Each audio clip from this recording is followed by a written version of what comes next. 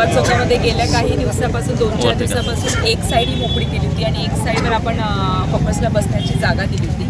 पण त्यात बघितलं तर काही हॉकर्सला ती जागा कमी पडत होती. म्हणजे पूर्वीपासून इथे बाजार बसत आहोत, काही हॉकर्सला जागा नव्हती.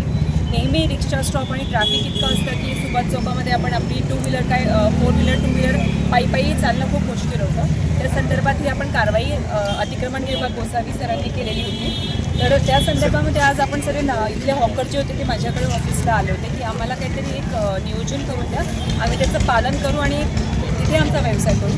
त्या निमित्ताने गोसावी साहेब आणि मी इथे आज पाहणी केली आणि असं आमचं ठरलेलं आहे की ह्या ऑगस्टला एक काहीतरी आखणी करून देऊया, त्याचा बेल्ट करून देऊया की ते नेहमी तिथेच बसतील. आणि त्यांना सूचना केलेलं आहे की एक वेळा जी आखणी करून दिली तुम्ही आज तिथेच बसायचं आहे. त्याच्या बाहेर तुम्ही आले किंवा भाजीपाला घेणारे सुद्धा बाहेर असले तर ते तुम्हाला तिथून उचलले ते पुतळे जे आहे तो पुतळा नेहमी मोकळाच राहणार आहे. पुतळ्याच्या आजूबाजूला सर्वांना विनंती आहे की अतिक्रमण तिथे करू नका किंवा हॉकर्सने तिथे बसायचं नाही आहे. तर दोघी साईडला आपण आता मार्किंग करून देऊया. अतिक्रमण विभाग हे उद्या कारवाई करणार आहे आणि तिथेच मध्ये हॉकर्स बसतील. तसं तुम्ही बघाल तर दाना बाजारातही मोठ्या व्हेकल्सला म्हणजे मला वाटतं कोणी टाईम लिमिट आहे तिथे सकाळी 9 ते 7 दरम्यान 9 ते 4 एंट्री नाही आहे. पण तुम्ही आता बघाल तर सर्व गाड्या तिथे उभ्या आहेत. तर तसं एक लेटर गोसावी सर आता वाहतूक विभागाला आणि RTOला देणार आहे. त्या संदर्भात आपण तेही कारवाई करणार आहोत. आणि यांनाही सर्व हॉकर्सला सांगितलेलं आहे की आपण व्यवसाय करत आहोत, आपला परिसर हा स्वच्छ राहिला पाहिजे. त्यामुळे प्रत्येक हॉकर्सने त्यांच्या दिलेल्या जागेत बसावं आणि तिथे सर्वांनी आपली आपली एक डस्टबिन ठेवावी.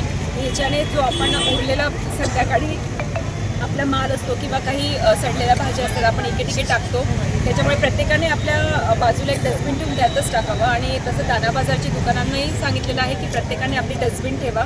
जे जो कचरा आपण इकडे टाकतो तो पण होणार नाही, एक स्वच्छता राहील. तुम्ही इथे व्यवसाय करत असतात, आम्ही केव्हा तरी इथे येतो किंवा नागरिक म्हणून आम्ही विकत घ्यायला किंवा काहीतरी येतो, पण तुम्ही सकाळपासून संध्याकाळपर्यंत इथेच असतात. त्याच्यामुळे तुम्ही तुमची स्वच्छता केली तर तुम्हाला तिथे बसायला चांगलं वाटणार आहे. ह्याच योजनाने आम्ही इथे आज आढळतो आणि उद्या गोसावी साहेब ते मार्किंग करून देणार आहेत आणि हॉकर्सला त्यांची एक स्वतंत्र जागा दिली जाणार आहे. फक्त एवढंच विनंती आहे की त्यांनी त्याच्या बाहेर येऊ नये, नाही तर कारवाई सक्त केली. वारंवार की आम्ही कारवाई करत असतो आणि पुन्हा ते येत असतात, त्यासाठीच आम्ही हे ठरवलं आहे की त्यांना एक त्यांची मार्किंग करून देऊया.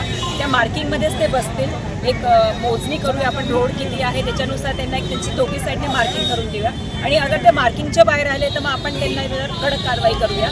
त्यांनाही त्यांचा व्यवसाय करायचा आहे तर तुम्ही तुमच्या दिलेल्या जागेमध्ये बसून तुमचा व्यवसाय करा. म्हणजे रोडलाही इतर येणाऱ्या नागरिकांनाही त्रास होणार नाही आणि गाडी सहजपणे जाऊ शकते.